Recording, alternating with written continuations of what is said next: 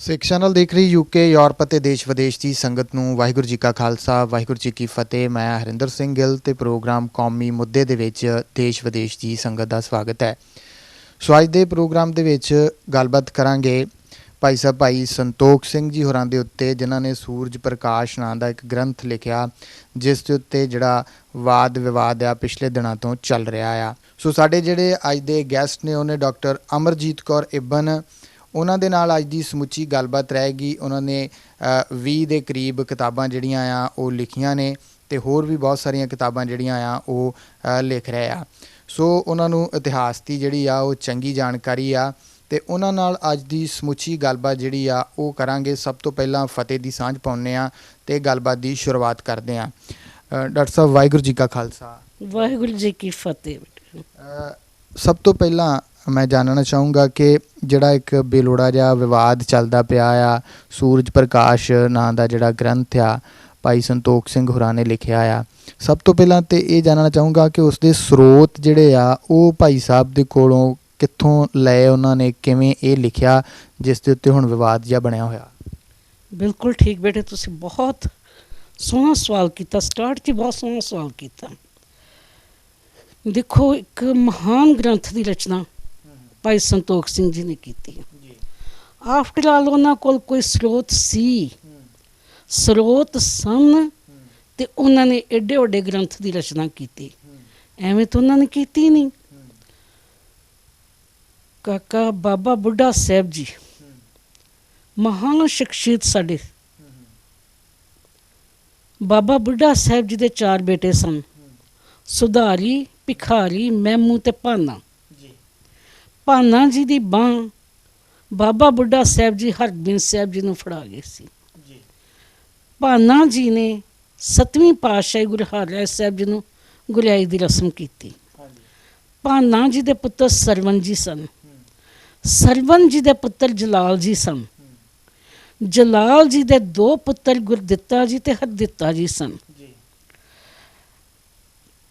ਗੁਰਦਿੱਤਾ ਜੀ, ਜਲਾਲ ਜੀ ਤੋਂ ਬਾਅਦ ਗੁਰਦਿੱਤਾ ਜੀ, ਜਿਨ੍ਹਾਂ ਨੇ 8ਵੀਂ ਤੇ 9ਵੀਂ ਪਾਤਸ਼ਾਹੀ ਨੂੰ ਗੁਰਿਆਈ ਦੀ ਰਸਮ ਕੀਤੀ ਸੀ। ਇਹ ਗੁਰੂ ਤੇਗ ਬਹਾਦਰ ਜੀ ਦੇ ਨਾਲ ਹੀ ਦਿੱਲੀ ਗਏ ਸਨ।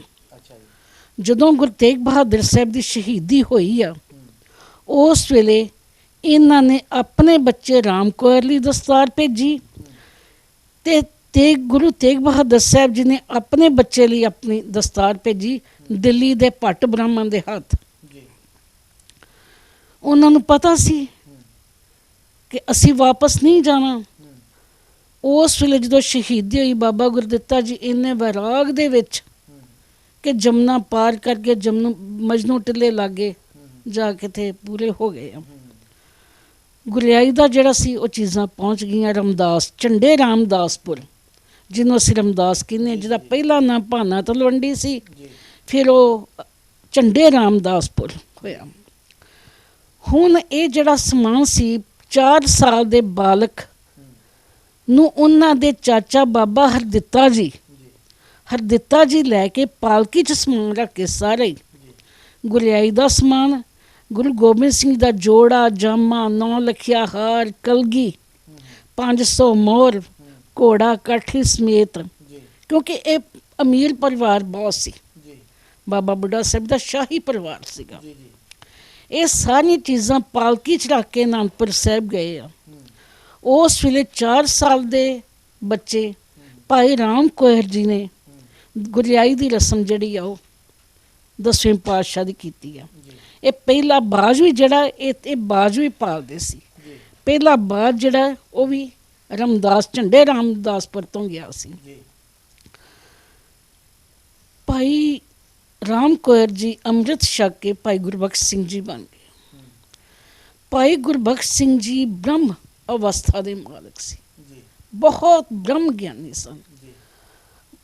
ਲੋੜ ਤੋਂ ਜ਼ਿਆਦਾ ਹੀ ਇਹ ਸਮਾਧੀ ਸਥਿਤ ਰਹਿੰਦੇ ਸਨ।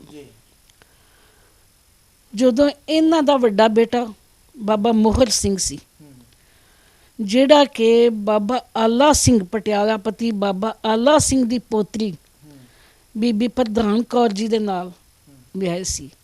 ਬਾਬਾ ਆਲਾ ਸਿੰਘ ਦੇ ਪੁੱਤਰ ਭੂਮੀਆ ਸਿੰਘ ਦੀ ਬੇਟੀ ਪ੍ਰਧਾਨ ਕੌਰ ਦੇ ਨਾਲ ਉਹ ਵਿਆਹੀ ਸੀ, ਇਹਨਾਂ ਦੀ ਨੂੰਹ ਸੀ ਭਾਈ ਗੁਰਬਖਸ਼ ਸਿੰਘ ਜੀ ਦੀ।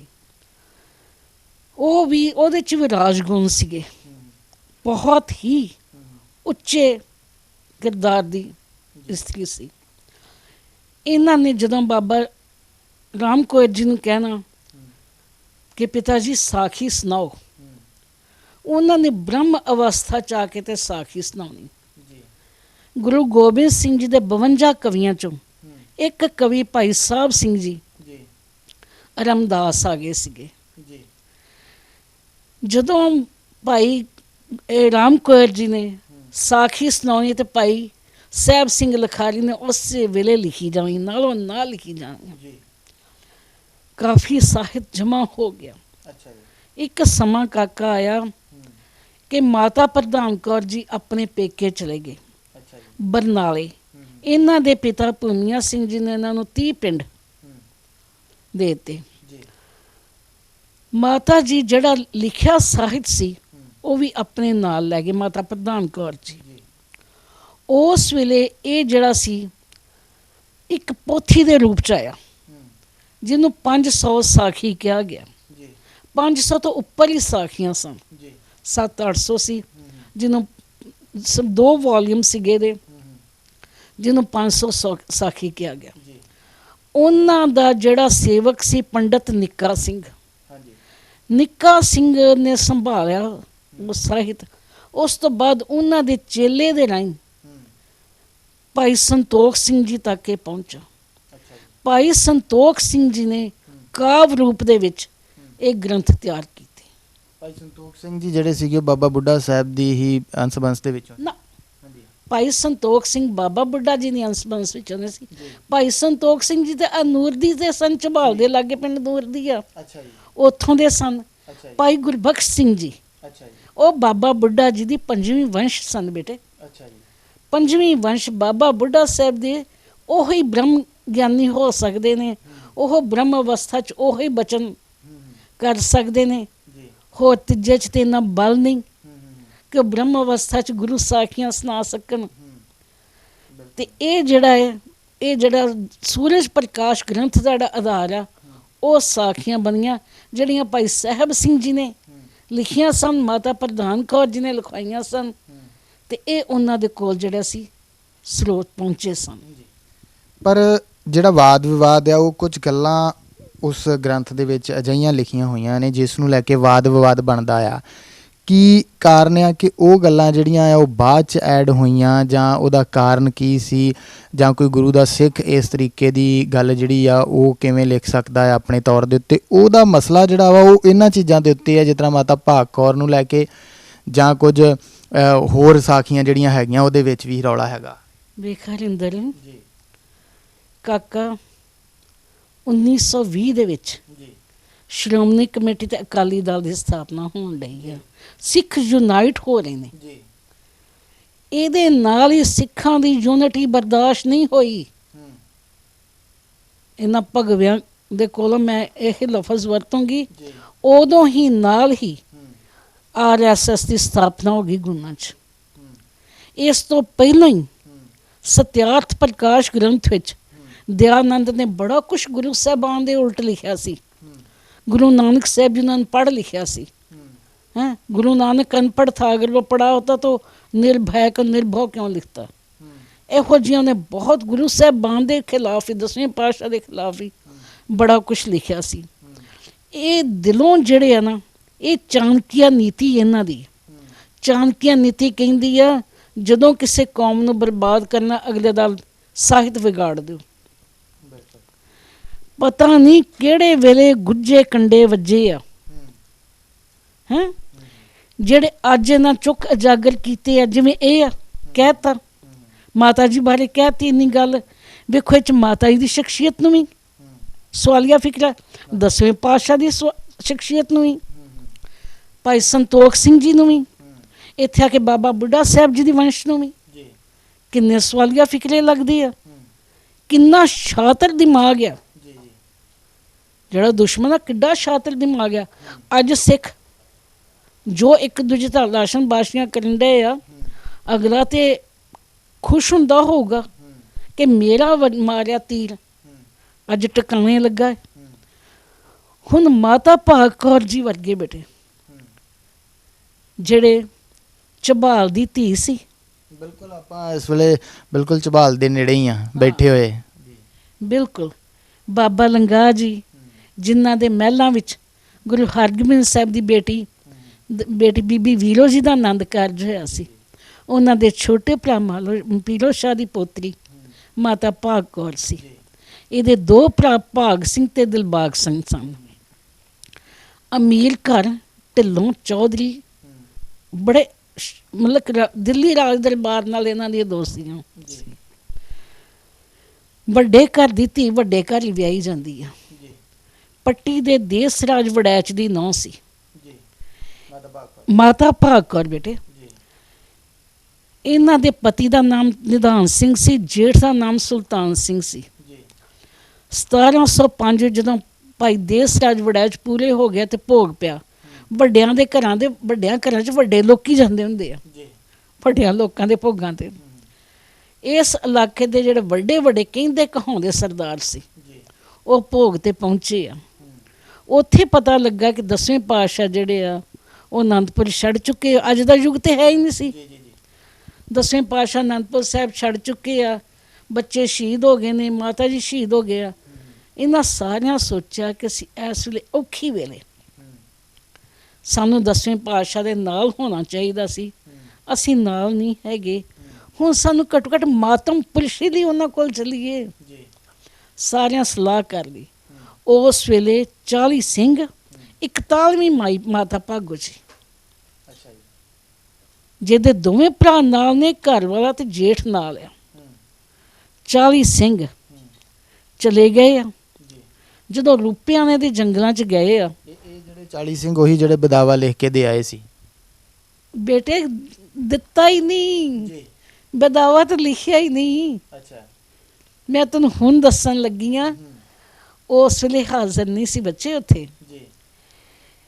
ਜਦੋਂ ਇਹ 40 ਸਿੰਘ ਤੇ 41ਵੀਂ ਮਾਤਾ ਭਾਗੋ ਜੀ ਗਏ ਆ ਰੂਪਿਆਣਾ ਖਿਦਰਾਣੇ ਦੀ ਢਾਬ 'ਚ, ਉਸ ਵੇਲੇ 10ਵੇਂ ਪਾਤਸ਼ਾਹ ਮਿਲੇ ਆ।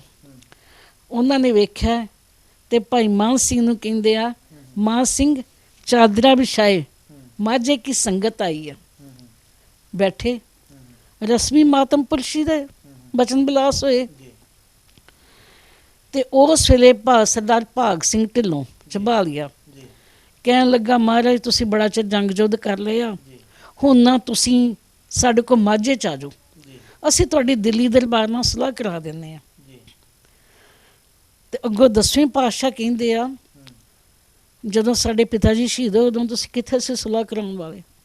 ਜਦੋਂ ਸਾਡੇ ਬੱਚੇ ਸ਼ਹੀਦ ਹੋਏ ਉਦੋਂ ਤੁਸੀਂ ਕਿੱਥੇ ਸੀ? ਜਦੋਂ ਅਸੀਂ ਇੰਨੀ ਔਕੜ 'ਚ ਉਦੋਂ ਤੁਸੀਂ ਸਲਾਹ ਕਰਾਉਣ ਵਾਲੇ ਕਿੱਥੇ ਸੀ? ਭਾਗ ਸਿੰਘ ਵੱਟ ਖਾ ਗਏ ਤੇ ਕਹਿੰਦੇ ਆ, ਅੱਛਾ ਜੇ ਤੁਸੀਂ ਇਸ ਤਰ੍ਹਾਂ ਰਹਿਣਾ ਨਾ ਸਾਡੀ ਤੁਹਾਡੀ ਨਹੀਂ ਨਿਭ ਸਕਦੀ।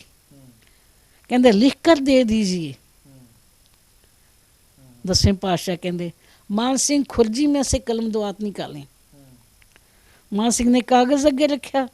ਇਹਨਾਂ ਨੇ 2 ਅੱਖਰ ਲੈ ਕੇ ਨਾ, ਆਜ ਸੇ ਮਾਝੇ ਕੀ ਸਿੱਖ ਗੁਰੂ ਕੇ ਨਹੀਂ ਰਹੇ। ਉਹਦੇ ਤੇ ਕਾਕਾ 4 ਜਣੇ ਦਸਖਤ ਕੀਤੇ ਆ, ਭਾਗ ਸਿੰਘ, ਦਲਬਾਰਾ ਸਿੰਘ, ਕਰਬਾਰਾ ਸਿੰਘ ਤੇ ਗੰਡਾ ਸਿੰਘ। ਬਾਕੀ 37 ਪਾਸੇ ਹੋ ਕੇ ਖਲੋ ਗਏ ਆ ਤੇ ਸੋਚਣ ਲੱਗੇ, ਆਏ ਕਿੱਧਰ ਸਾਂ, ਬਣ ਕੀ ਗਿਆ ਸਾਡੇ ਨਾਲ। ਉਹਨੇ ਜਿਹਨੂੰ ਸੂਈਏ ਨੇ ਖਬਰ ਦਿੱਤੀ ਕਿ ਮਗਰ ਵਜ਼ੀਰ ਸ਼ਾਹ ਦੀ ਫੌਜ ਚੜੀ ਆਉਂਦੀ ਹੈ। 10ਵੇਂ ਪਾਤਸ਼ਾਹ ਕਹਿੰਦੇ, ਅਰਾਕੀਆਂ ਪੈ ਸਵਾਰੀ ਕਰੋ ਔਰ ਚਲੋ। 10ਵੇਂ ਪਾਤਸ਼ਾਹ ਨਿਕਲ ਗਏ। ਇਹ ਹੁਣ ਸੋਚਣ ਲੱਗੇ ਕਿ ਬਣਿਆ ਕੀ ਸਾਡੇ ਨਾਲ, ਜਿਹਨੂੰ ਬਦਾਵਾ ਕਹਿੰਦੇ ਆ ਨਾ, ਕਿ ਬਣਿਆ ਕੀ ਸਾਡੇ ਨਾਲ। ਉਸ ਵੇਲੇ ਫਿਰ ਇਹਨਾਂ ਕਿਹਾ, ਹੁਣ ਸ਼ਹੀਦੀਆਂ ਦੇਣ ਦਾ ਸਮਾਂ ਆ ਗਿਆ। ਮਾਤਾ ਜੀ ਨੇ ਕਿਹਾ, ਉੱਠੋ ਮੇਰੇ ਵੀਰੋ, ਦੇਖੋ ਪੜ੍ਹੀ ਲਿਖੀ ਵੱਡੇ ਘਰ ਦੀ ਧੀ ਤੇ ਵੱਡੇ ਘਰ ਦੀ ਨੌਂ, ਉਹ ਕੋਈ ਮਾੜਾ ਲਫ਼ਜ਼ ਨਹੀਂ ਬੋਲ ਸਕਦੇ। ਫਿਰ ਸਾਰੇ ਵੱਡੇ ਵੱਡੇ ਸਰਦਾਰ ਨੇ ਨਾਲ, ਆਹ ਹੁਣ ਸ਼ਹੀਦੀਆਂ ਦੇਣ ਦਾ ਸਮਾਂ ਆ ਗਿਆ। ਅਸੀਂ ਦੁਸ਼ਮਣ ਨੂੰ ਗੁਰੂ ਸਾਹਿਬ ਜੀ ਤੱਕ ਨਹੀਂ ਪਹੁੰਚਣ ਦੇਣਾ। ਉਸ ਵੇਲੇ ਨੇ ਇੱਕ ਯੂ ਟਾਈਪ ਮੋਰਚਾ ਬਣਾਇਆ 40 ਨੇ। 2:30 ਵਜੇ ਦਾ ਟਾਈਮ ਆ। ਸ਼ਾਮ ਤੱਕ ਸਮਝੋ ਕਿ ਸਾਰੇ ਸਿੰਘ ਤਕਰੀਬਨ ਸ਼ਹੀਦ ਹੋ ਗਏ ਤੇ ਮਾਤਾ ਭਾਗ ਕੌਰ ਵੀ ਜ਼ਖਮੀ ਹੋਏ ਆ। ਜਦੋਂ ਇੱਕ ਭਾਈ ਮਾਨ ਸਿੰਘ ਜੀ ਰਹਿ ਗਏ ਸੀ ਸੁਰ ਸਿੰਘ ਵਾਲੇ, ਭਾਈ ਮਹਾਂ ਸਿੰਘ ਜੀ ਸੁਰ ਸਿੰਘ ਵਾਲੇ, ਤੇ ਜਦੋਂ ਉਹਨਾਂ ਨੇ ਆ ਕੇ ਕਿਹਾ ਤੇ ਉਹਨਾਂ ਨੇ ਕਿਹਾ ਮਹਾਰਾਜ ਜਿਹੜਾ ਅਸੀਂ ਕਾਗਜ਼ ਲਿਖਿਆ ਉਹ ਪੜ੍ਹ ਦਿਓ। ਦਸਵੇਂ ਪਾਤਸ਼ਾਹ ਦੇ ਕਮਰ ਕੱਸੇ 'ਚ ਸੀ, ਉਹਨਾਂ ਉਸੇ ਵੇਲੇ ਉਹ ਕਾਗਜ਼ ਪੜ੍ਹਤਾ। ਤੇ ਮਾਤਾ ਭਾਗੋ ਜੀ ਤੀਜੇ ਦਿਨ ਉਹਨਾਂ ਸੰਸਕਾਰ ਕੀਤਾ, ਜੋ ਵੀ ਉਹਨਾਂ ਸੰਸਕਾਰ ਕਰਕੇ ਅੱਗੇ ਚਲੇ ਗਏ। ਮਾਤਾ ਭਾਗੋ ਜੀ ਬੇਟੇ ਨਾ ਪੇਕੇ ਨਾ ਸਹੁਰੇ, ਵਾਪਸ ਨਹੀਂ ਮੁੜੇ। ਦਸਵੇਂ ਪਾਤਸ਼ਾਹ ਦੇ ਨਾਲ ਹੀ ਤਲਵੰਡੀ ਸਾਬੋ ਕੀ, ਤਲਵੰਡੀ ਸਾਬੋ ਕੀ ਤੋਂ ਨਾਲ ਹੀ ਸ਼੍ਰੀ ਹਜ਼ੂਰ ਸਾਹਿਬ ਤੱਕ ਪਹੁੰਚੇ। ਮਾਤਾ ਜੀ ਮਰਦਾਵੇਂ ਭੇਸ 'ਚ ਰਹਿੰਦੇ ਸੀਗੇ, ਹੱਥ 'ਚ ਬਰਸ਼ਾ ਲੈ ਕੇ। ਜਦੋਂ ਦਸਵੇਂ ਪਾਤਸ਼ਾਹ ਜੀ ਆਰਾਮ ਕਰਦੇ ਸੀ ਬਾਹਰ ਪਹਿਰਾ ਦਿੰਦੇ ਸੀ। ਦਸਵੇਂ ਪਾਤਸ਼ਾਹ ਤੋਂ ਬਾਅਦ ਦੱਖਣ 'ਚ ਜਿੰਨਾ ਸਿੱਖੀ ਦਾ ਪ੍ਰਚਾਰ ਕੀਤਾ ਮਾਤਾ ਜੀ ਨੇ ਕੀਤਾ। ਬਾਜੀ ਰਾਓ ਬਾਲਾ ਰਾਓ ਦੇ ਤੱਕ ਅੱਜ ਵੀ ਜਿੰਨੀ ਕੁ ਸਿੱਖੀ ਦੱਸਦੀ ਹੈ ਉਹ ਦੱਖਣ 'ਚ, ਇਹ ਮਾਤਾ ਜੀ ਦੀ ਦੇਣ ਹੈ ਬੇਟੇ, ਮਾਤਾ ਭਾਗ ਕੌਰ ਜੀ ਦੀ ਦੇਣ ਹੈ। ਤੁਸੀਂ ਕਿਤੇ ਜਾਓਗੇ ਨਾ ਦੱਖਣ 'ਚ, ਉਹਨਾਂ ਦੇ ਲੋਕਾਂ ਦੇ ਘਰਾਂ 'ਚ ਮਾਤਾ ਜੀ ਦੀਆਂ ਫੋਟੋ ਲੱਗੀਆਂ, ਮਤਲਬ ਕਿ ਮਰਦਾਵੇਂ ਭੇਸ 'ਚ ਇੱਕ ਜਿਵੇਂ ਮਾਤਾ ਦੀ ਸ਼ਕਲ ਹੁੰਦੀ ਹੈ ਨਾ, ਤੇ ਉਹਨਾਂ ਦੇ ਸਿਰ ਦੇ ਉੱਤੇ ਚੰਦਰਮਾ ਆਕਾਰ 'ਚ ਲਿਖਿਆ ਮਾਝੇ ਕੀ ਸ਼ਾਨ ਮਾਤਾ ਭਾਗ ਕੌਰ ਝਬਾਲ। ਫੋਟੋ ਲੱਗੀਆਂ ਲੋਕਾਂ ਦੇ ਘਰੀ, ਲੋਕੀ ਆਪਣੇ ਹਿਸਾਬ ਨਾਲ ਪੂਜਾ ਕਰਦੇ ਨੇ ਹੈਂ। ਤੇ ਫਿਰ ਮਾਤਾ ਜੀ ਦਾ ਅੰਤਮ ਸਮਾਂ ਵੀ ਹਜ਼ੂਰ ਸਾਹਿਬ ਹੀ ਆਇਆ। ਹੁਣ ਦੇਖੋ ਏਡੀ ਵੱਡੀ ਸ਼ਖਸੀਅਤ ਹੈਂ, ਜੇ ਭਾਈ ਗੁਰਬਖਸ਼ ਸਿੰਘ ਜੀ ਨੇ ਆਪਣੀ ਬ੍ਰਹਮ ਅਵਸਥਾ 'ਚ ਫਿਰ ਉਹਨਾਂ ਦੇ ਦਰਸ਼ਨ ਵੀ ਕੀਤੇ ਆ। ਭਾਈ ਗੁਰਬਖਸ਼ ਸਿੰਘ ਜੀ ਵੀ ਪਹੁੰਚੇ ਸਨ ਹਜ਼ੂਰ ਸਾਹਿਬ, ਉਹ ਵੀ ਉੱਥੇ ਰਹੇ ਆ ਹੈਂ। ਤੇ ਬੇਟੇ ਜਿਹੜੀਆਂ ਇਹੋ ਜਿਹੀਆਂ ਗੱਲਾਂ ਕਰਨੀਆਂ ਨਾ ਉਹ ਜ਼ਰਾ ਨਹੀਂ ਸ਼ੋਭਦੀਆਂ ਸਾਨੂੰ। ਤੇ ਕੀ ਇੱਕ ਮਾਮੂਲੀ ਗੱਲ ਇਹਨੇ। ਇੱਕ ਗੱਲ ਮੈਂ ਹੋਰ ਪੁੱਛਣੀ ਚਾਹੁੰਦਾ ਵਾਂ ਕਿ ਜਿਵੇਂ ਸੂਰਜ ਪ੍ਰਕਾਸ਼ ਗ੍ਰੰਥ ਲਿਖਿਆ ਗਿਆ, ਉਹਦੇ ਵਿੱਚ ਜੇ ਕੁਝ ਐਸੀਆਂ ਚੀਜ਼ਾਂ ਹੈਗੀਆਂ ਆ ਜਿਹਦੇ ਨਾਲ ਸਿੱਖ ਕੌਮ 'ਚ ਵਾਦ ਵਿਵਾਦ ਬਣਦਾ ਤਾਂ ਉਹਨਾਂ ਨੂੰ ਕਿਸੇ ਤਰੀਕੇ ਨਾਲ ਕੱਢਿਆ ਵੀ ਜਾ ਸਕਦਾ। ਉਹ ਇੰਨਾ ਲੰਮਾ ਸਮਾਂ ਹੋ ਗਿਆ, ਉਸ ਨੂੰ ਕੱਢਿਆ ਕਿਉਂ ਨਹੀਂ ਗਿਆ? ਕਿਉਂਕਿ ਹੁਣ ਕੁਝ ਪ੍ਰਚਾਰਕਾਂ ਨੇ ਵੀ ਗੱਲ ਕੀਤੀ ਸੀਗੀ, ਕਈ ਜਿਹੜੇ ਪ੍ਰਚਾਰਕ ਨੇ ਉਹ ਉਸ ਚੀਜ਼ ਦਾ ਹੀ ਲੋਕਾਂ ਨੂੰ ਦੱਸ ਰਹੇ ਆ ਜਿਹੜੀ ਸਹੀ ਆ। ਕੁਝ ਜਿਹੜੇ ਆ ਉਹ ਇਹ ਵੀ ਚੀਜ਼ ਬੋਲ ਰਹੇ ਆ ਕਿ ਜਿਹੜੀਆਂ ਚੀਜ਼ਾਂ ਤੋਂ ਵਾਦ ਵਿਵਾਦ ਬਣਿਆ ਹੋਇਆ ਆ। ਸੋ ਇਹਦੇ ਨਾਲੋਂ ਚੰਗਾ ਕਿ ਉਹ ਚੀਜ਼ਾਂ ਵਿੱਚੋਂ ਕੱਢ ਦਿੱਤੀਆਂ ਜਾਣ, ਇੱਕ ਸਾਂਝੇ ਤੌਰ ਦੇ ਉੱਤੇ ਇੱਕ ਜਿਸ ਤਰ੍ਹਾਂ ਸਰਬੱਤ ਖਾਲਸਾ ਹੁੰਦਾ ਉਹ ਬੁਲਾ ਕੇ ਜਾਂ ਕੁਛ ਇਸ ਤਰੀਕੇ ਦਾ ਪ੍ਰੋਗਰਾਮ ਉਲੀਕ ਕੇ ਤੇ ਉਹ ਕੱਢੀਆਂ ਜਾਣ, ਜਿਹੜਾ ਆਉਣ ਵਾਲੇ ਸਮੇਂ ਦੇ ਵਿੱਚ ਕੁਝ ਇਸ ਤਰੀਕੇ ਦੀ ਦਿੱਕਤ ਪਰੇਸ਼ਾਨੀ ਨਾ ਹੋਵੇ। ਕਾਕਾ ਇਸ ਵੇਲੇ ਸਾਡੀ ਜਿਹੜੀ ਸਮਰੱਥ ਜਿਹੜੀ ਸੰਸਥਾ ਸ਼੍ਰੋਮਣੀ ਕਮੇਟੀ ਹੈ, ਸ਼੍ਰੋਮਣੀ ਕਮੇਟੀ ਤੋਂ ਉੱਤੇ ਕੋਈ ਨਹੀਂ ਹੈਗਾ। ਇਹਦੇ ਇਸ ਵੇਲੇ ਚੀਫ ਸਕੱਤਰ ਵੀ ਸਰੂਪ ਸਿੰਘ ਨੇ, ਜਿਹੜੇ ਬਹੁਤ ਇੰਟੈਲੈਕਚੁਅਲ ਬੰਦੇ ਆ, ਬਹੁਤ ਸਮਝਦਾਰ ਨੇ, ਇਤਿਹਾਸਕਾਰ ਨੇ, ਖੋਜਕਾਰ ਨੇ, ਸਰਵਗੁਣ ਸੰਪੰਨ ਬੰਦਾ ਉਹ। ਤੇ ਹੁਣ ਉਹਨਾਂ ਨੂੰ ਬੇਨਤੀ ਕਰਨੀ ਬਣਦੀ ਆ ਕਿ ਇੱਕ ਇਹੋ ਜਿਹਾ ਪੈਨਲ ਕਾਇਮ ਕਰਨ ਜਿਹਦੇ ਵਿੱਚ ਇਹੋ ਜਿਹੇ ਗੱਲਾਂ ਖਤਮ ਕੀਤੀਆਂ ਜਾਣ। ਜਿਵੇਂ ਮਾਤਾ ਗੰਗਾ ਜੀ ਜਦੋਂ ਜਾਂਦੇ ਆ ਬੀੜ ਸਾਹਿਬ, ਤੇ ਇਹ ਆਮ ਸਾਡੇ ਕਵਿਸ਼ਰ ਕਹਿੰਦੇ ਮਾਤਾ ਬਾਬਾ ਜੀ ਨੇ ਕਿਹਾ ਗੁਰੂ ਕਿਆ ਨੂੰ ਕਿੱਧਰ ਦੀ ਭਾਜੜ ਪੈ ਗਈ, ਜਦ ਕਿ ਭਾਜੜ ਲਫ਼ਜ਼ ਨਹੀਂ ਹੈਗਾ। ਗੁਰੂ ਸਾਹਿਬ ਬਾਬਾ ਬੁੱਢਾ ਸਾਹਿਬ ਨੇ ਕਿ ਬਹੁਤ ਲੋਕ ਕਿਉਂ ਸੰਗ ਲਿਆਏ ਭੱਜੜ ਰੂਪ ਬਣਾਏ ਕੇ ਇਕੱਠੇ ਕਰਕੇ। ਇਹੋ ਜਿਹੀਆਂ ਜਿਹੜੀਆਂ ਸੁਧਾਈਆਂ ਜਿਹੜੀਆਂ ਇਹ ਹੋਣੀਆਂ ਬਣਦੀਆਂ ਨੇ। ਇਹ ਸਾਡੀ ਸ਼੍ਰੋਮਣੀ ਕਮੇਟੀ ਉੱਚ ਸੰਸਥਾ ਦਾ ਫਰਜ਼ ਬਣਦਾ ਹੈ ਕਿ ਇਹਨੂੰ ਸਹੀ ਕੀਤਾ ਜਾਵੇ। ਇੱਕ ਸਰਬੱਤ ਤੌਰ 'ਤੇ ਕੋਈ ਨਹੀਂ ਚਾਹੂਗਾ ਕਿ ਨਹੀਂ ਨਾ ਸੁਧਾਈ ਹੋਵੇ, ਹਰ ਕੋਈ ਚਾਹੂਗਾ ਸੁਧਾਈ ਹੋਵੇ। ਤੇ ਜਿਹੜੀਆਂ ਇਹੋ ਜਿਹੀਆਂ ਇਕਾਈਆਂ ਪਾਈਆਂ ਜਾ ਰਹੀਆਂ ਇਹਦੀ ਸੁਧਾਈ ਹੋਣੀ ਬਣਦੀ ਆ। ਇਹ ਨਹੀਂ ਕਿ ਕਮੇਟੀ ਬਣਾਤੀ ਇੱਕ ਵਾਰ, ਜਿਵੇਂ ਸਤਿਆਰਥ ਪ੍ਰਕਾਸ਼ ਇੱਕ ਵਾਰ ਕਮੇਟੀ ਬਣਾਈ ਮਗਰੋਂ ਕੁਛ ਵੀ ਨਹੀਂ। ਇਸ ਤਰ੍ਹਾਂ ਕਰਕੇ ਹੁਣ ਵੀ ਇਹੋ ਜਿਹੇ ਜਿਹਦੇ ਰਿਜ਼ਲਟ ਲਏ ਜਾਣ ਤੇ ਸ਼੍ਰੋਮਣੀ ਕਮੇਟੀ ਸਾਡੀ ਸਭ ਕੁਛ ਕਰ ਸਕਦੀ ਆ। ਇਹਨਾਂ ਕੋਲ ਵਿਦਵਾਨ ਵੀ ਨੇ, ਇਹਨਾਂ ਕੋਲ ਸਭ ਸਾਧਨ ਨੇ। ਇਹੋ ਹੀ ਇੱਕ ਹੱਲ ਹੈਗਾ ਹੈ ਕਾਕਾ, ਹੋਰ ਕੋਈ ਹੱਲ ਨਹੀਂ। ਤੇ ਜਿਹੜਾ ਊਤ ਕਤੂਤ ਬੋਲਣਾ, ਜਿਹੜਾ ਨਾ ਮਾੜਾ ਬੋਲਣਾ ਹੈ, ਇਹ ਜੀ ਕੂੜ ਦਾ ਪੋਥਾ ਇਹਨੂੰ ਸੁੱਟ ਦਿਓ, ਆਹ ਕਰੋ ਆਹ ਕਰੋ, ਇਹੋ ਕੁਛ ਸਾਡੀ ਗੁਰਬਿਲਾਸ ਪਾਤਸ਼ਾਹੀ ਛੇਵੀਂ ਨਾ ਹੋਇਆ। ਉਹਦੇ ਵਿੱਚ ਬਹੁਤ ਕੁਝ ਜਿਹੜਾ ਆ ਉਹ ਜੇ ਗਲਤ ਲਿਖਿਆ ਤੇ ਬਹੁਤ ਕੁਝ ਉਹਦੇ ਵਿੱਚ ਠੀਕ ਵੀ ਹੈਗਾ ਆ। ਸਭ ਕੁਛ ਠੀਕ ਆ, ਸਿਰਫ ਥੋੜਾ ਬਹੁਤੀ ਸੁਧਾਈ ਜਿਹੜੀ ਕਰਨੀ ਬਣਦੀ ਆ। ਜਿਹੜੀ ਦੁਸ਼ਮਣ ਦੇ ਵਿੱਚ ਕੰਡੇ ਵੱਜੇ ਆ ਉਹ ਕੰਡੇ ਕੱਢਣੇ ਪੈਣਗੇ। ਦੁਸ਼ਮਣ ਕੰਡੇ ਮਾਰਦਾ ਏ। ਮਾਸਟਰ ਤਾਰਾ ਸਿੰਘ ਦੇ ਸਮੇਂ ਪ੍ਰਧਾਨਗੀ ਕਾਲ ਦੇ ਵਿੱਚ ਮੰਗਲ ਬਦਲ ਦਿੱਤੇ ਸੀ ਗੁਰੂ ਗ੍ਰੰਥ ਸਾਹਿਬ ਚ ਕਿਸੇ ਨੇ।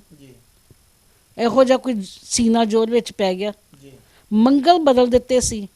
ਉਹ ਤੇ ਗੁਰਬਚਨ ਸਿੰਘ ਜੀ ਟਕਸਾਲ ਵਾਲੇ, ਬਾਬਾ ਸੋਹਣ ਸਿੰਘ ਜੀ, ਹੋਰ 42 ਮਹਾਂਪੁਰਖ ਸਨ ਇਹੋ ਜਿਹੇ ਜਿਨ੍ਹਾਂ ਨੇ ਜ਼ੋਰ ਪੈ ਕੇ ਤਾਂ ਸੰਤ ਕਰਤਾਰ ਸਿੰਘ ਜੀ ਦੀ ਡਿਊਟੀ ਲਾਈ ਸੀ। ਸੰਤ ਕਰਤਾਰ ਸਿੰਘ ਨੇ 2 ਸਾਲ ਲਾ ਕੇ ਉਹ ਮੁੜ ਕੇ ਸੁਧਾਈ ਕੀਤੀ ਸੀ। ਉਦੋਂ ਸੰਤ ਜਰਨੈਲ ਸਿੰਘ ਭਿੰਡਰਾਂ ਵਾਲੇ ਛੋਟੇ ਸੀ ਬੱਚੇ ਜਿਹੜੇ ਉਹਨਾਂ ਦੀ ਸੇਵਾ ਕਰਦੇ ਰਹੇ। ਇਹ ਸੰਤ ਕਰਤਾਰ ਸਿੰਘ ਨੇ ਉਦੋਂ ਹੀ ਕੰਮ ਕੀਤਾ ਸੀ। ਜੇ ਅੱਜ ਉਹ ਸੁਧਾਈ ਨਾ ਕਰਦੇ, ਅੱਜ ਸਾਡੇ ਕੋਲ ਗਲਤ ਰੂਪ 'ਚ ਗੁਰੂ ਗ੍ਰੰਥ ਸਾਹਿਬ ਜੀ ਹੁੰਦੇ, ਪ੍ਰਮਾਣਿਕ ਰੂਪ 'ਚ ਨਾ ਹੁੰਦੇ, ਪ੍ਰਮਾਣਿਕਤਾ 'ਚ। ਜੇ ਉਹ ਸੁਧਾਈ ਹੋ ਗਈ ਤੇ ਇਹ ਵੀ ਸੁਧਾਈ ਹੋ ਸਕਦੀ, ਕੋਈ ਵੱਡੀ ਗੱਲ ਨਹੀਂ ਹੈਗੀ। ਇਹ ਵੇਖਣ ਦੁਸ਼ਮਣ ਦੀ ਚਾਲ ਨੂੰ ਫੇਲ ਕਰਨ ਦਾ ਕੇਵਲ ਇੱਕੋ ਹੀ ਢੰਗ ਹੈ, ਆਪਣਾ ਸਾਹਿਤ ਸੰਭਾਲ ਲਈਏ। ਕਹਿਣ ਤੋਂ ਭਾਵ ਕਿ ਦੁਸ਼ਮਣ ਦੀ ਚਾਲ ਇਹ ਹੈ ਕਿ ਇਹਨਾਂ ਨੂੰ ਆਪੋ 'ਚ ਲੜਾਓ, ਉਲਝਾਓ ਕਿਸੇ ਨਾ ਕਿਸੇ ਤਰੀਕੇ ਦੇ ਨਾਲ, ਤੇ ਅਸੀਂ ਉਹੀ ਕੰਮ ਕਰ ਵੀ ਰਹੇ ਹਾਂ। ਬਿਲਕੁਲ ਕਰ ਰਹੇ ਹਾਂ। ਅਸੀਂ ਤੇ ਅੱਗੇ ਉਹ ਝੱਟ ਹੀ ਭੁੜਕਣ ਵਾਲੇ ਹਾਂ, ਉਹ ਕਹਿੰਦੇ ਕਾਨੇ ਤੋਂ ਲੜ ਜਾਣ ਵਾਲੇ ਹਾਂ। ਸਾਨੂੰ ਇੰਜ ਨਹੀਂ ਕਰਨਾ ਚਾਹੀਦਾ। ਸਾਨੂੰ ਬਹੁਤ ਗਹਿਰ ਗੰਭੀਰ ਹੋਣਾ ਚਾਹੀਦਾ ਤੇ ਬਣਦਾ ਹੈ। ਤੇ ਕਦੀ ਵੀ ਅਸੀਂ ਇੱਕ ਦੂਜੇ ਨੂੰ ਨਾ ਕਾਟਾਂ ਪਾਈਏ ਨਾ ਕੀੜੇ ਪਾਈਏ। ਮੈਂ ਕੀੜੇ ਬੇਟੇ ਲਫ਼ਜ਼ ਇਸ ਕਰਕੇ ਵਰਤਿਆ ਕਿ ਅਸੀਂ ਪਾਉਣੇ ਆ। ਦੁਸ਼ਮਣ ਦੀ ਚਾਲ ਤਾਂ ਸਫਲ ਹੁੰਦੀ ਆ ਜੋ ਅਸੀਂ ਇੱਕ ਸਿੱਖੀ ਸਰੂਪ ਦੂਜਾ ਸਿੱਖੀ ਸਰੂਪ ਦੀ ਜਦੋਂ ਗੱਲਾਂ ਕਰਦਾ ਹੈ ਨਾ, ਉਦੋਂ ਦੁਸ਼ਮਣ ਦੀ ਚਾਲ ਸਫਲ ਹੁੰਦੀ ਆ। ਉਹਨਾਂ ਤੇ ਅੱਗੇ ਹੀ ਬੜਾ ਕੁਛ ਬਣਾਇਆ, ਕਿਤੇ ਸਵੈ ਸੇਵਕ ਸੰਘ ਤੇ ਸਿੱਖ ਰਾਸ਼ਟਰੀ ਸੰਗਤ, ਬੜਾ ਕੁਛ। ਹੁਣ ਵੀ ਬਿਆਨ ਆਉਣ ਡਿਆ ਹਿੰਦੂ ਰਾਸ਼ਟਰ ਬਣਾ ਦੇਣਾ ਪੂਰਾ। ਅਜੇ ਕੱਲ ਪਰਸੋਂ ਬਿਆਨ ਆਇਆ ਵਾ ਮੋਹਨ ਭਾਗਵਤ ਦਾ। ਕਾਕਾ ਇਹਨਾਂ ਨੇ ਕਰਨਾ ਏ। ਜਿੱਦਾਂ ਜੰਮੂ 'ਚ ਕੁਛ ਹੋਇਆ ਨਾ, ਅਜੇ ਪੰਜਾਬ ਨੂੰ ਇਹੋ ਜਿਹਾ ਗਿਫਟ ਮਿਲਣਾ ਜਿਹਨੇ ਇੱਥੇ ਲਹੂ ਦੀਆਂ ਨਹਿਰਾਂ ਵਗਾ ਦੇਣੀਆਂ। ਹੋਊਗਾ ਜੇ ਪੰਜਾਬ ਨਾਲ, ਜੇ ਹੋਊ ਕੁਛ। ਅਜੇ ਮੈਂ ਕੱਲ੍ਹ ਹੀ ਡਾਕਟਰ ਗੁਰਦਰਸ਼ਨ ਸਿੰਘ ਦੀ ਇੱਕ ਵੀਡੀਓ ਸੁਣ ਲਈ ਸੀ। ਜੇ ਚੋ ਕਿਤੇ ਗਏ ਤੇ ਉਹਨਾਂ ਨੇ ਪੁੱਛਿਆ, ਹਿੰਦੂ ਨੂੰ ਪੁੱਛਿਆ ਕਿ ਤੁਹਾਡਾ ਸਭ ਤੋਂ ਵੱਡਾ ਦੁਸ਼ਮਣ ਕਿਹੜਾ? ਕਹਿੰਦੇ ਸਾਡਾ ਸਭ ਤੋਂ ਵੱਡੇ ਦੁਸ਼ਮਣ ਸਿੱਖ ਆ। ਕਿ ਕਾਕਾ ਜਿੱਦਾਂ ਇਹਨਾਂ ਨੇ ਬੁੱਧ ਧਰਮ ਖਾਧਾ, ਜੈਨ ਧਰਮ ਖਾਧਾ, ਈਸਾਈਆਂ ਨੂੰ ਵੇਖ ਕੇ ਰਾਜੀ ਨਹੀਂ, ਉਸੇ ਤਰ੍ਹਾਂ ਇਹ ਸਾਨੂੰ ਵੀ ਵੇਖ ਕੇ ਰਾਜੀ ਨਹੀਂ ਹੈਗੇ ਕਿ ਇਹ ਇੱਕ ਅਲੱਗ ਇਹਨਾਂ ਦਾ ਕਿਉਂ ਹਸਤੀ ਆ। ਇਹ ਕੋਈ ਨਾ ਕੋਈ ਚਾਲਾਂ ਬੇਟੇ ਚੱਲਦੇ ਆ ਤੇ ਇਹਨਾਂ ਚੱਲਣੀਆਂ। ਇਹਨਾਂ ਦੀ ਚਾਣਕਿਆ ਨੀਤੀ ਕਹਿੰਦੀ ਆ ਕਿ ਕਰੋ, ਇਹ ਬਣਾ ਦਿਓ, ਹਿੰਦੂ ਰਾਸ਼ਟਰ ਬਣਾ ਦਿਓ। ਇੱਥੇ ਸਿਰਫ ਇਕੱਲੇ ਇਹੋ ਹੀ ਦਿਸਣ, ਹੋਰ ਕੋਈ ਨਾ ਦਿਸੇ। ਇਸ ਕਰਕੇ ਭਗਵਾ ਕਰਨ ਦੇ ਲਈ ਇਹ ਸਾਰੀਆਂ ਜਿਹੜੀਆਂ ਚਾਲਾਂ ਨੇ ਚੱਲੀਆਂ ਜਾ ਰਹੀਆਂ। ਤੇ ਜਿਨ੍ਹਾਂ ਤੇ ਉਹੀ ਗੱਲ, ਜਿਨ੍ਹਾਂ ਤੇ ਸਾਨੂੰ ਮਾਣ ਆ, ਉਹਨਾਂ ਤੇ ਹੀ ਇਹੋ ਜਿਹੇ ਅਟੈਕ ਕੀਤੇ ਜਾ ਰਹੇ ਆ। ਸਾਨੂੰ ਮਾਣ ਹੈ ਦਸਮ ਪਾਤਸ਼ਾਹ ਤੇ, ਸਾਨੂੰ ਮਾਣ ਹੈ ਮਾਤਾ ਜੀ ਤੇ। ਹੈਂ, ਇਸ ਕਰਕੇ ਨਾ ਥੋੜ੍ਹਾ ਜਿਹਾ ਸਮਝਦਾਰ ਬਣਨ ਦੀ ਲੋੜ ਆ। ਮੈਂ ਤਾਂ ਉਦੋਂ ਢੰਡਰੀਆਂ ਵਾਲ ਦਾ ਵੇਖ ਕੇ ਹੈਰਾਨ ਹੋ ਗਈ। ਬੋਲੀ ਜਾਂਦਾ, ਇੱਕ ਗਾਇਕ ਪਿੱਛੇ ਬੋਲੀ ਜਾਂਦਾ, ਆਹ ਵੇਖੋ ਜੀ, ਆਹ ਵੇਖੋ ਜੀ, ਤੇ ਵਨ ਸੁਨੇ ਕਮੈਂਟਸ ਆਈ ਜਾਂਦੇ ਪਏ। ਉਹ ਥੋੜ੍ਹੀ ਸ਼ਰਮ ਨੂੰ ਹੱਥ ਮਾਰੋ ਕਿ ਜ਼ਰਾ ਵੀ ਸ਼ਰਮ ਨਹੀਂ ਰਹਿ ਗਈ। ਹੈਂ, ਕੀ ਇਹਦੇ 'ਚ ਵਾਧਾ ਹੋ ਜੂ ਤੇਰਾ? ਕਿਉਂ ਤੂੰ ਕੁੱਕੜ ਖੇ ਡਾਉਣ ਡਿਆ? ਇਹਨੂੰ ਕਾਕਾ ਕੁੱਕੜ ਖੇ ਹੀ ਕਹੀਦਾ। ਬਿਲਕੁਲ, ਜਿਹੜੀਆਂ ਕੁਛ ਤੁਹਾਨੂੰ ਲੱਗਦਾ ਕਿ ਜਿੱਥੇ ਕੁਝ ਗਲਤ ਗੱਲ ਆ, ਸਿਆਣਾ ਪ੍ਰਚਾਰਕ ਜਿਹੜਾ ਉਹਦਾ ਇਹ ਬਣਦਾ ਕਿ ਉਸ ਗੱਲ ਨੂੰ ਆਪਣੇ ਤੱਕ ਹੀ ਰੱਖੇ, ਆਮ ਆਵਾਮ ਦੇ ਵਿੱਚ, ਆਮ ਸੰਗਤ ਦੇ ਵਿੱਚ, ਆਮ ਲੋਕਾਂ 'ਚ ਨਾ ਜਾਣ ਦੇਵੇ। ਵਿਦਵਾਨਾਂ ਤੱਕ ਰੱਖ ਕੇ ਤੇ ਉਹਦਾ ਹੱਲ ਲੱਭੋ, ਉਹਦਾ ਹੱਲ ਲੱਭੇ ਜਾਣ। ਉਹਨੂੰ ਮਤਲਬ ਕਿ ਖਿਲਾਰੇ ਨਾ ਪਾਏ ਜਾਣ, ਹੱਲ ਲੱਭੇ ਜਾਣ। ਹੱਲ ਲੱਭ ਕੇ, ਹੱਲ ਕਾਕਾ ਸਭ ਕੁਛ ਹੋ ਸਕਦਾ। ਆਪਾਂ ਬੈਠੇ ਗੱਲਾਂ ਬਾਤਾਂ ਕਰਨ ਡਏ ਹਾਂ, ਇਹ ਹੱਲ ਨਹੀਂ ਗੇ, ਹੱਲ ਹੋ ਜਾਂਦੇ ਆ। ਹਰ ਮਸਲੇ ਨੂੰ ਸੁਲਝਿਆ ਜਾ ਸਕਦਾ, ਪਰ ਸਾਨੂੰ ਥੋੜ੍ਹੇ ਜਿਹੇ ਸਮਝਦਾਰ ਹੋਣ ਦੀ ਲੋੜ ਹੈ। ਇਸ ਵੇਲੇ ਥੋੜੇ ਨੇ ਬਹੁਤ ਸਮਝਦਾਰ ਹੋਣ ਦੀ ਲੋੜ ਹੈ, ਸੰਜੀਦਾ ਹੋਣ ਦੀ ਲੋੜ ਹੈ, ਗੈਰ ਗੰਭੀਰ ਹੋਣ ਦੀ ਲੋੜ ਹੈ। ਸੋ ਤੁਹਾਡਾ ਬਹੁਤ ਬਹੁਤ ਧੰਨਵਾਦ। ਇਹ ਸਨ ਡਾਕਟਰ ਅਮਰਜੀਤ ਕੌਰ ਇਬਨ, ਜਿਨ੍ਹਾਂ ਨੇ ਸਾਡੇ ਨਾਲ ਪ੍ਰੋਗਰਾਮ ਕੌਮੀ ਮੁੱਦੇ ਦੇ ਵਿੱਚ ਗੱਲਬਾਤ ਕੀਤੀ ਤੇ ਸਮੁੱਚੀ ਜਾਣਕਾਰੀ ਜਿਹੜੀ ਆ ਉਹ ਦੇਸ਼ ਵਿਦੇਸ਼ ਦੀਆਂ ਸੰਗਤਾਂ ਦੇ ਨਾਲ ਸਾਂਝੀ ਕੀਤੀ। ਸੋ ਇੱਕ ਵਾਰ ਫਿਰ ਇਹਨਾਂ ਦਾ ਤਹਿ ਦਿਲ ਤੋਂ ਧੰਨਵਾਦ ਕਰਦੇ ਹਾਂ। ਪ੍ਰੋਗਰਾਮ ਦਾ ਸਮਾਂ ਜਿਹੜਾ ਆ ਉਹ ਸਮਾਪਤ ਆ ਤੇ ਇੱਥੇ ਤੁਹਾਡੇ ਤੋਂ ਆਗਿਆ ਚਾਹਾਂਗੇ। ਬੁਲਾਉਂਦੇ ਹਾਂ ਫਤਿਹ। ਵਾਹਿਗੁਰੂ ਜੀ ਕਾ ਖਾਲਸਾ, ਵਾਹਿਗੁਰੂ ਜੀ ਕੀ ਫਤਿਹ।